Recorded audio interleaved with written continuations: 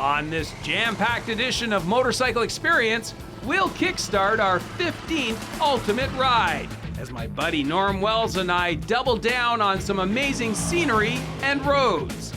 Then, during our new Red Adventure segment, editorial contributor Lawrence Hacking will examine the exploding sport of adventure riding. While on Shifting Gears, riding expert Clinton Smout tackles sand and gravel. Plus, senior editor Colin Fraser will stop by to discuss the art of shopping for a used set of wheels. All this and more on Motorcycle Experience. Hello and welcome to Motorcycle Experience, the voice of motorcyclists everywhere. I'm Dave Hatch, and this week we're kicking off our 27th season of Motorcycle Experience. I know what you're thinking, but Dave, you look so young. Let's just leave it right there. Anyway, our show this week, I am so excited. We've got all kinds of new segments for you, including a used bike segment. Plus, we've got adventure riding tips with Lawrence Hacking. We've got the BMW Ultimate Ride. This year, we're in Las Vegas. Plus, we'll kick off the show with a sample of the new Honda adventure bike known as the Africa Twin. For the past decade here in Canada, the adventure category has been exploding. And while motorcycles like BMW's GS and Yamaha's Tenere have been selling like hotcakes, fans of Big Red have been scratching their helmets wondering why Honda hasn't jumped into the fray. Well, folks, scratch no longer. Behold the Honda Africa Twin, a highly advanced go-anywhere machine, powered by an all-new 998cc parallel twin-cylinder engine. A surprisingly smooth block thanks to its 4-valve Unicam head and 2 internal balancer shafts that also run the oil and water pumps. Up close, the saddle's narrow waist is a testimony to the engine's narrow design. Standing back from the Africa Twin, you'll notice the generous ground clearance and the dirt-friendly 21-inch front, 18-inch rear wheel layout. And the other big news is that this Honda is available with an old-school manual transmission, or you can get a dual-clutch automatic transmission that comes with 4 selectable drive modes. After attending the official Canadian press launch on Vancouver Island recently, I can confirm that this is definitely the Swiss Army knife of adventure motorcycles. But you don't have to take my word for it. Here's what Traction E-Rag publisher Dallas Shannon had to say after a day of flogging the Africa Twin. So Dallas, I would guess it would be safe to say that in the off-road riding community, this is probably one of the most highly anticipated motorcycles to come down the pike in a long time. Absolutely. I think the off-road riding community have been waiting for this motorcycle and this rendition of a motorcycle to come out for a long, long time. Yeah. So what was your first impression when you saw the bike this morning waiting for you to ride it? What was your first impression when you looked at it? The bike itself is incredibly sexy. I mean, it's obviously a throwback to the Africa Twin of old. The motorcycle itself, what impresses me is it's a 21-inch front wheel. It's a 18-inch rear wheel. And for an off-road guy, that really says something. It means that they literally have thought about this as an off-road riding machine from the ground up. So let's break down some of the elements. The engine itself, 1000cc parallel twin. The first thing that impressed me was just how much power was there. What did you think? I agree. I was intimidated by 1000 cc's because I'm coming from a world where 450 cc's or 500 cc's is the norm. Right. But once I got adjusted to the weight of the bike and the amount of power delivery, I feel like it's quite linear. It gave me a lot of confidence using a 1000 cc bike with lots of power with the traction control backup. Yeah. I guess the question everyone's going to be asking is DCT versus no DCT. DCT versus clutch and shifter. And I think the jury for me is still out because I've got to try the DCT later today. But you've had a chance to jump on both. It was a true mental learning curve for me. It was very difficult after riding a manual transmission for your entire life and off-road using clutch control and throttle control to just suddenly there's no lever on your clutch side and there's no lever on your left foot. Mm-hmm. And I found myself constantly reaching the downshift, constantly looking for the clutch. Yeah. And it was a bit complicated. So once again, it would need a period of adjustment. I felt that the DCT was a bit of a lag, but I don't know if I was riding it right because there's so much electronic inputs that I could have applied that because I'm not enough time yet, that I haven't made peace with that. Right. So it was very interesting to ride, and in a lot of situations when I'm coming to a stop and I'm typically downshifting, banging it down, and then looking for first to pull away, all of that was taken away, and it was actually quite refreshing not to have to do that. Right. So there's definitely some pluses there in the first impression. Did you like the brakes? I did enjoy the brakes. I was interested to find out that the front brake is always under ABS. And I thought that it would be a situation where you turn it off all the time. But throughout the day, I turned the ABS off and I was locking the rear brake up for fun and doing all kinds of power slides. But it was still actually nice to have the front wheel controlled by ABS because it really does prevent a washout situation. Yeah. And it protects me once again from myself in really rough conditions. Now, we haven't ridden this bike truly off-road yet, which we'll probably do tomorrow. Yeah. But so far so good, and I'm very impressed.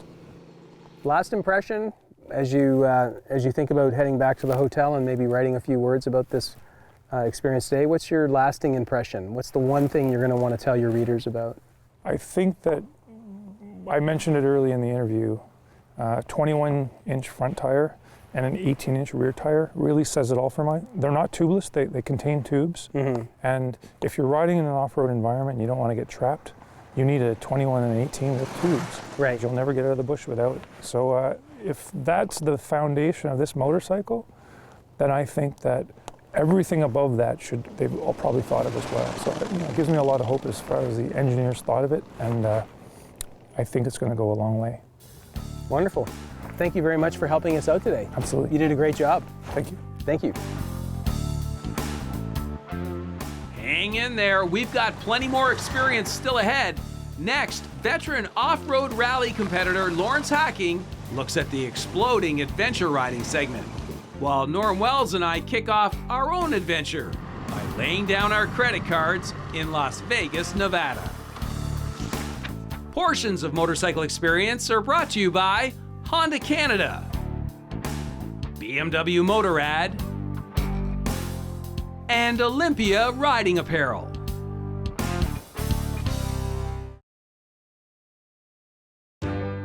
Closed captioning of Motorcycle Experience is brought to you by TELUS Ride for Dad.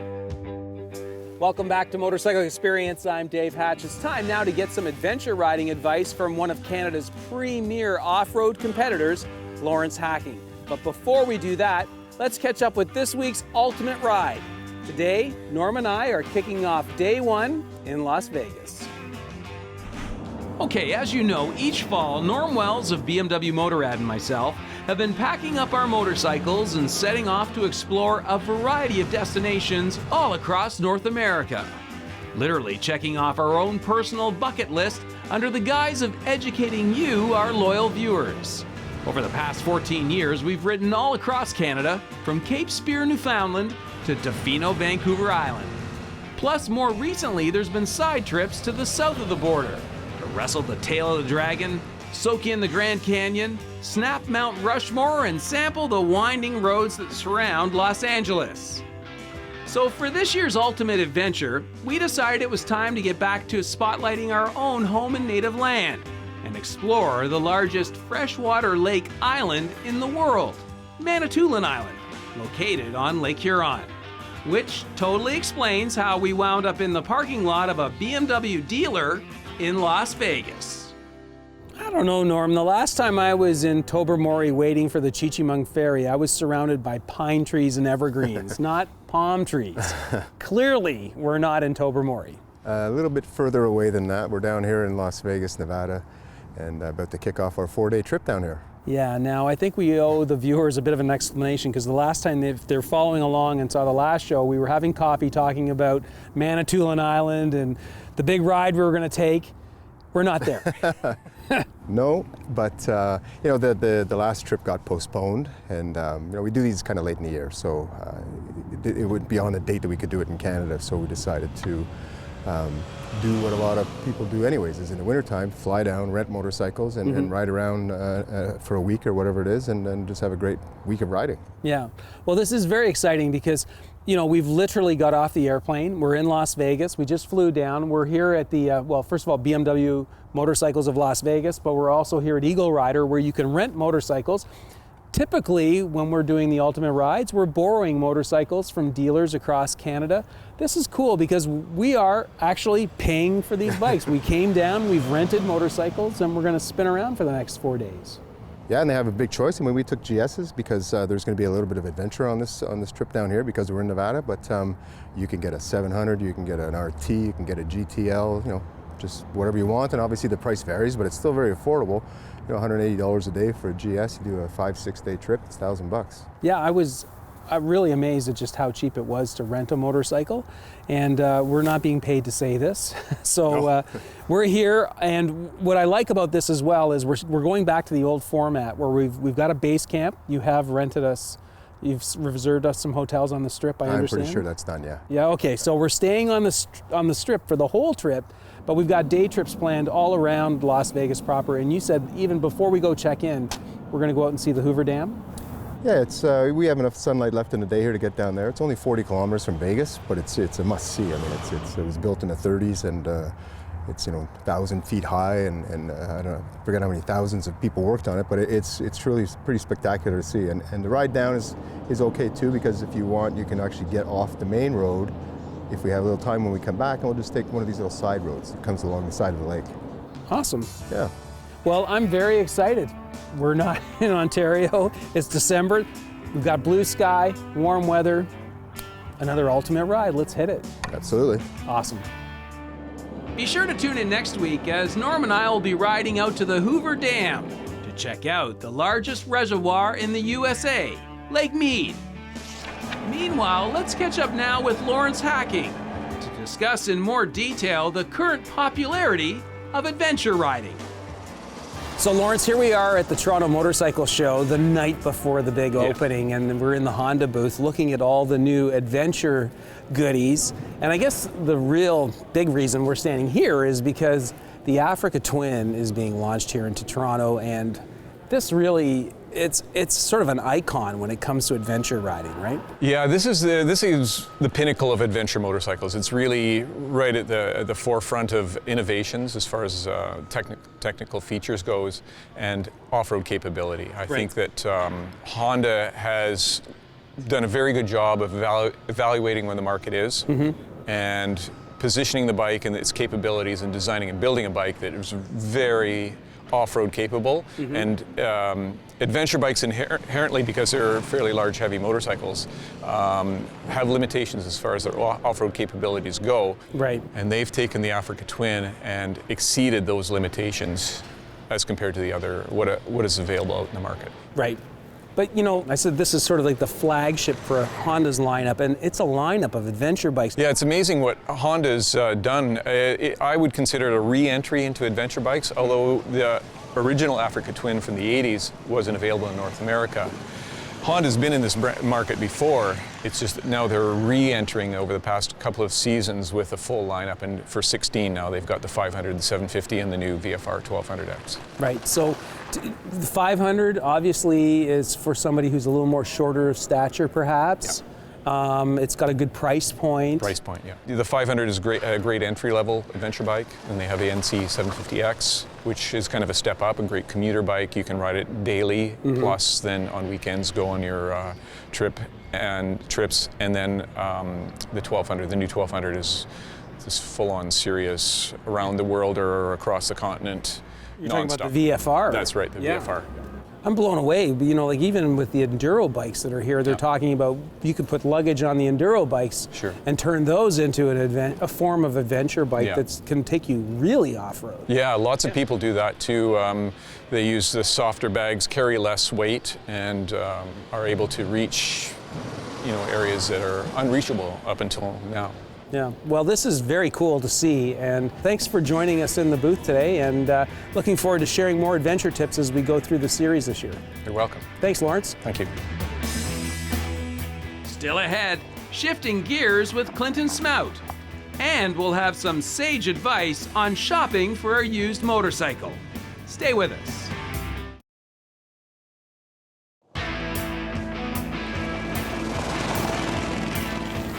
Welcome back to Motorcycle Experience. I'm Dave Hatch, and it's time now for Shifting Gears. This week we're going to get some off-road riding advice from one of the top riding experts in Canada. We're talking about Clinton Smout. This guy has taught 40,000 people how to ride a motorcycle. Today he wants to discuss your worst nightmare, riding in sand and gravel.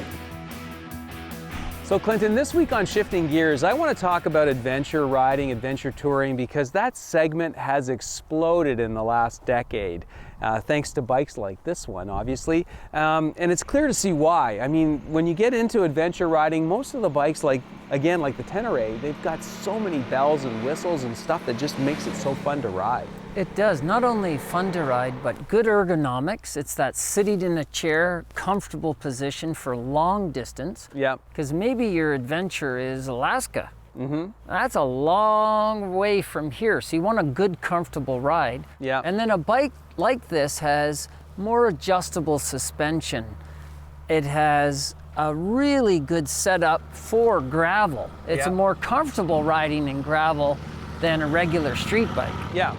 So you mentioned gravel. So let's talk about that for a second, because I think soft surfaces like the one we're standing on, gravel, where these are supposed to excel and also Yes. allow you to go anywhere, a lot of people are nervous about riding on those surfaces. Absolutely. How do you overcome that? At our school, the biggest question we have can you teach me how to ride on gravel? Right. And from a guy who grew up as a kid on dirt bikes, it sounds funny, but if you think of it, most of our pavement experience gives us a very defined path, very sure steering. Right. You get in gravel and your front wheel starts going back and forth, Dave, it's a little disconcerting. Sure. And the instinct is to, brrr.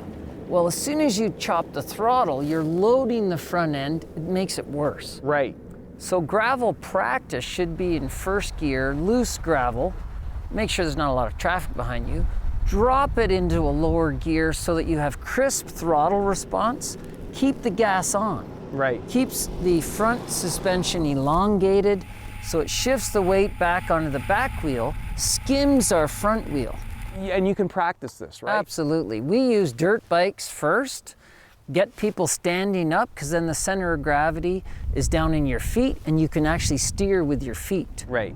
And that's much easier to do, loose surfaces, sand, gravel, standing. And if it's a construction zone or a big boulder highway for miles and miles and miles, squirts of throttle are better than continuous acceleration. Really? Much, much better through sand. Huh. You learn something new every day. And when you're standing up, that standing up riding position, you're loading the pegs, you're using your legs as a suspension. Absolutely. Are we leaning forward and looking for the photograph? Are we leaning back? Where is our If you were to let go of the bars, you should be in a balanced position. So it's like a bird on a branch, very tight lower body, squeeze the bike, Yeah. loose upper body. You should be able to float the elbows and a loose grip on the bars. Wow. Some great advice on how to tackle the gravel. Gravel's fun. Practice. Do it in the dirt. Love it. Alrighty then, now that we've got you all fired up for another season of riding, stay tuned because next, senior editor Colin Fraser has some great advice on shopping used. Stay with us. Portions of Motorcycle Experience are brought to you by Honda Canada, BMW Motorrad, and Olympia Riding Apparel. Welcome back to Motorcycle Experience. I'm Dave Hatch, and we'll wrap up our show now by highlighting what to look for if you're shopping for a used motorcycle. We'll also flash back to the year 2006 to sample a 650S Suzuki Bandit, a motorcycle that today makes a great entry-level machine. Joining us now in the used bike section of the showroom is veteran motorcycle journalist Colin Fraser. So Colin, this week we're checking out the used motorcycles at our local dealership here in Kingston, Ontario. And one of the things I wanted to ask you was if you had to give someone shopping for a used motorcycle one piece of advice, what would that one piece of advice be? Well, the same piece of advice I'd give anyone shopping for anything to do with a motorcycle, new or used, early in your career of riding or later, is what are you really going to do for it with your motorcycle? It's very hard to know, particularly when you're starting out, and the range of things you're going to do. Maybe you need something really versatile. You're going to go adventure riding. Maybe you're commuting downtown and you really need a scooter. Are you going to carry a passenger? Are you just going to go to work? Do you want to cruise to the coffee shop with something chromy, or do you want to do sports type stuff? So you got to try and guess what you think you're going to do, and if you're not sure, get something that will perform over the widest range of circumstances. Right. So this week in the Used Bike Corner, we're looking at the 2006 Suzuki 650S Bandit. Do you remember that motorcycle? Sure, I remember writing about it when it came out, sort of the modern take at the time on the universal Japanese motorcycle. So 4-cylinder bike, pretty flexible engine, reasonably powerful, definitely can cruise on the highway. Big comfy seat, definitely handle 2 people without any trouble. Not a bad fairing, so reasonable wind protection. Seat is adjustable, so if you're a little bit shorter, it's a nice way to get a bike with that kind of performance. Okay, well currently you can pick one up for about 3,000 Canadian dollars certified, so pretty interesting way to get into the sport, entry level, not a bad price. But here's what we thought about the bike back in 2006 when it was first launched here in Canada. First introduced back in 1995 as a 600cc machine, the Bandit can trace its basic air oil-cooled inline-4 roots all the way back to the earliest Gixxer. Over the years, Suzuki made various internal and cosmetic changes to the Bandito, and in 2006 they marked another step forward. We were very pleased when they handed over the keys to this 650S, as we discovered the power plant had been punched out to 650 cc's in an effort to boost the mid-range performance. We were also very happy to see that the Suzuki now had added optional ABS in the braking department. And after a day in the saddle, here's what Paul Connard had to say about the Bandito. This is a bike that you can take on long distance. It handles extremely well in the twisties. It's just a lot of fun to ride, and it does everything well.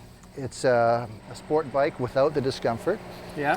And it's for real world riding. And this bike does everything well. Like, this is something that you would enjoy riding for years, and especially with the ABS, it's a very safe and very fun bike to ride.